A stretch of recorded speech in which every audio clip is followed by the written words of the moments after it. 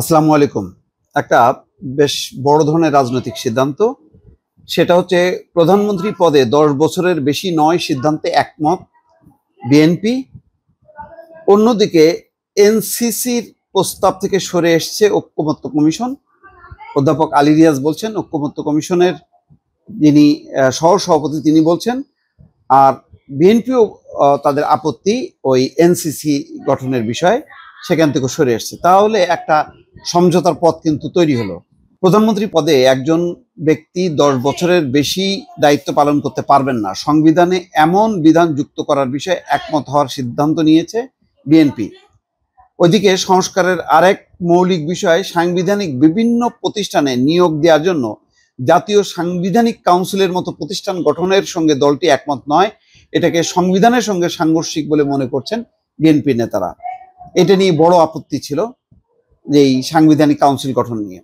মঙ্গলবার রাতে চেয়ারপারসনের গুলশানের রাজনৈতিক কার্যালয়ে বিএনপির যে সর্বোচ্চ নীতি নির্ধারণী ফোরাম জাতীয় স্থায়ী কমিটির বৈঠকে এই সিদ্ধান্ত নেওয়া হয় বলে সূত্র জানায়। এতে লন্ডন থেকে ভার্চুয়ালি যুক্ত হয়ে সভাপতিত্ব করেন বিএনপির ভারপ্রাপ্ত চেয়ারম্যান তারেক রহমান।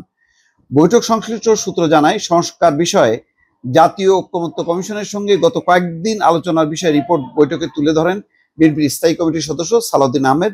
স্থায়ী কমিটির বৈঠকে বিস্তারিত আলোচনা হয়েছে।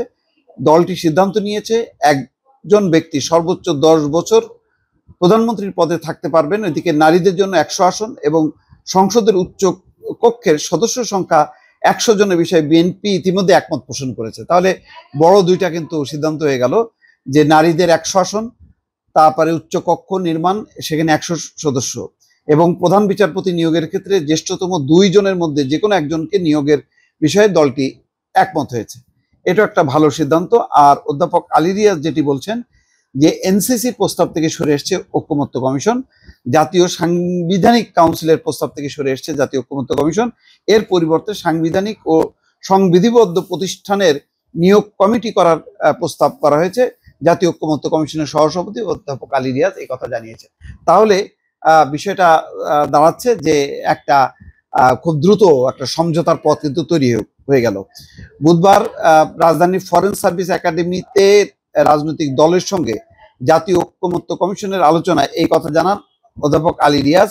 আলী রিয়াজ বলেন, রাজনৈতিক দলগুলোর মতামতকে গুরুত্ব দিয়ে জাতীয় ঐক্যমত্য কমিশন এনসিসির প্রস্তাব থেকে সরে এসছে। নতুন প্রস্তাবিত কমিটির কাঠামোতেও পরিবর্তন আনা হয়েছে। এনসিসিতে রাষ্ট্রপতি এবং প্রধান বিচারপতি থাকার যে প্রস্তাব করা হয়েছিল, নতুন প্রস্তাবিত কমিটিতে তারা থাকবেন না। উচ্চ কক্ষ এবং নিম্ন কক্ষের স্পিকার এই কমিটিতে অন্তর্ভুক্ত থাকবেন। কমিটি শুধু সাংবিধানিক এবং সংবিধিবদ্ধ প্রতিষ্ঠানগুলোর নিয়োগ কার্যক্রম পরিচালনা করবে। অ্যাটর্নি জেনারেল এবং ৩ বাহিনীর প্রধানের নিয়োগ এই কমিটির অন্তর্ভুক্ত হবে না। আলী রিয়াজ বলেন, এই কমিটি হবে ৭ সদস্য বিশিষ্ট, যেখানে সভাপতি থাকবেন নিম্ন কক্ষের স্পিকার। যাই হোক, একটা ভালো, আমার ধারণা যে একটা ঐক্যমতের একটা জায়গা আসলো, যেখানে বিএনপি সঙ্গে বড় ধরনের যে একটা মতানৈক্য, সেটা এই বৈঠকের মধ্য দিয়ে শেষ হয়ে গেল। দর্শক ভালো থাকবেন, আল্লাহ হাফেজ।